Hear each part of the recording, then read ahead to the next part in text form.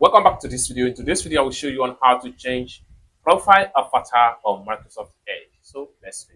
So the very first thing you need to do is to open up your Edge browser. After you open up your Edge browser, next thing you want to do is to come to the top right there, click on these three dots, and this is going to drop down. Next thing you want to do is to simply navigate to settings right here, and it take you to this page. Next thing you need to do is to simply make sure it take you right here. Next thing you need to do is to simply come to the top right here, click on this pencil icon, and this is going to pop up. From the drop down right here, you can simply choose any of the avatars. So I'm going to choose this particular coffee cup, and then I'm going to simply click on update,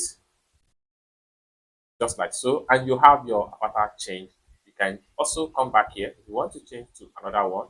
Simply scroll down and choose any one of your choice. It's as simple as that. So basically, this is how to change your profile avatar on Microsoft Edge browser. I hope you really find this interesting. If you enjoyed this video, give this video a big like, and also remember to subscribe to the channel for more useful tutorial about how best to use Microsoft Edge browser. Thank you so much for watching, and I hope to see you in my next video.